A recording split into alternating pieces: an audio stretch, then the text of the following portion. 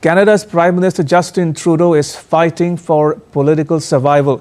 He's acknowledged internal strife within his ruling Liberal Party as he's under intense pressure to step down, also from abroad. Adding to his woes, opposition parties from across the political spectrum have intensified demands for his resignation. This renewed push could further embolden detractors within his own party, putting his leadership on an even shakier ground. DD India's Akhilesh Suman reports. For Canadian Prime Minister Justin Trudeau, Tuesday turned into another tough day as Parliament echoed with sharp accusations from an energized opposition. Lawmakers from across the opposition's political spectrum attacked his administration, blaming him for policy failures and calling for his resignation. Canada is a serious G7 NATO partner staring down the threat of 25% tariffs. We deserve a strong leader with a new mandate. Why not let Canadians decide by calling a carbon tax election?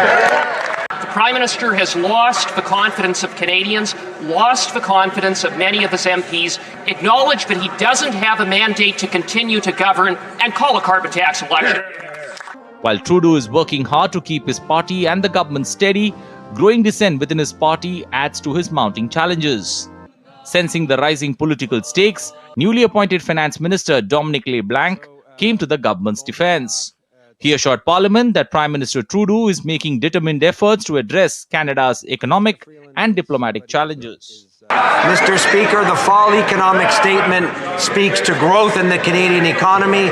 It speaks to supporting Canadians with serious affordability challenges. And Mr. Speaker, we haven't finished supporting Canadians, something the Conservatives aren't interested in doing. Defending the government further, House Leader Karen Gold reminded the Parliament that the government has already survived a confidence vote last week. She emphasized that the administration's priority is tackling the economic fallout and managing US-Canada relations amid Trump's aggressive trade policies. Mr. Speaker, this House voted in confidence of this government just last week on multiple occasions. Mr. Speaker, we have important work to do on behalf of Canadians.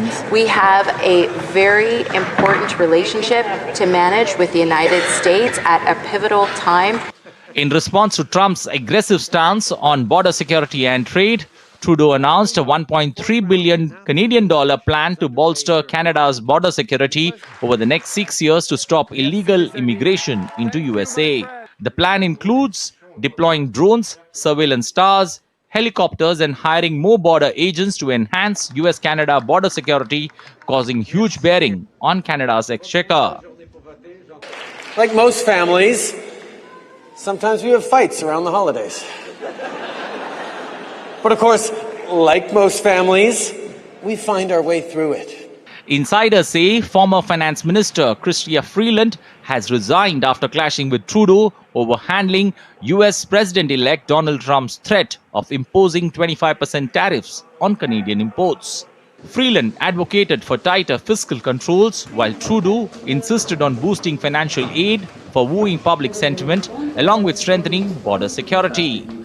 However, questions remain about how both priorities will be funded at a time when Canada's economy is grappling with severe challenges. Akhilesh Suman's report for DD India.